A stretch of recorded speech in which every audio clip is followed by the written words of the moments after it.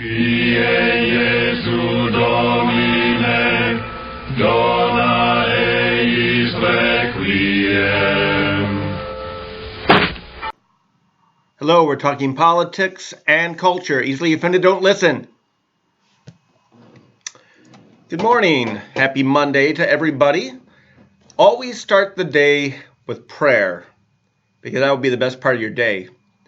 Connecting with God, communing with Him, offering Him praise, interceding for people you love, thanking Him for getting you through another night, and asking for His guidance through the day.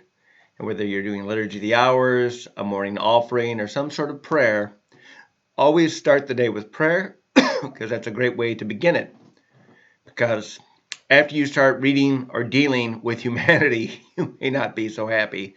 Now, I'm fortunate this is pretty early in the morning, so I've only dealt with the dog thus far, and Jackson's pretty good. But I wanted to share some thoughts. Last night in the parish, we had Dr. Peter Kreeft come out and give a presentation. He was out here for 3 hours, which was great, from 1 to 4 o'clock. Had a couple of breaks in between. But he talked about the culture and then how bad it is, our response to it, and then questions and answers.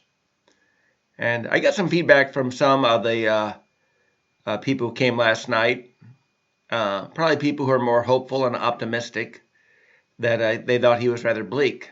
But he's not. He's very much on mark when he says we are at war against an enemy. And I think we got two militant enemies. The radical left is our cultural enemy here in the United States. And globally, radical Islam is an enemy to everybody that isn't part of radical Islam. I mean, even other Muslims are victims. In fact, that is the greatest victims of radical Islam are fellow Muslims, which is an ironic thing and a terrible thing. More Muslims have been killed by Muslims than anybody else, and that is horrible. Believe it or not. Look up those stats. But the militant left, and I'm not talking about liberals. I think you can work out things with liberals, and they do not want to destroy you. I can respect liberals. I can disagree with them. But the militant left wants concession. The militant left wants you to cave in, and you have to be aware of that. And if you're not prepared for it. And here's something, as I said, begin the day with prayer. I read a news article about Chick-fil-A and their recent decision to stop giving to the Salvation Army and a couple other organizations, because those organizations do not support the alphabet soup agenda of LGBTQRXYZ garbage, and it is garbage. And the article, maybe I'll put it in the remarks here from American Thinker, it's very chilling. And they mentioned a word that should become very familiar to Christians: lawfare. We're going to enter a new era of lawfare, where we're going to have lawyers knocking down the doors of institutions, Christian institutions, to sue them for the failure to comply with the new public religion. And it's not a new public religion. It's the same old public religion that's been lurking around the shadows for centuries, and now in the last half decade has gotten bold and emerged and is really trying to push itself on everybody. Because there are no let bygones be bygones with the militant left, or just the left. Just call it the left. That's how I distinguish the left from liberals. All the left is militant.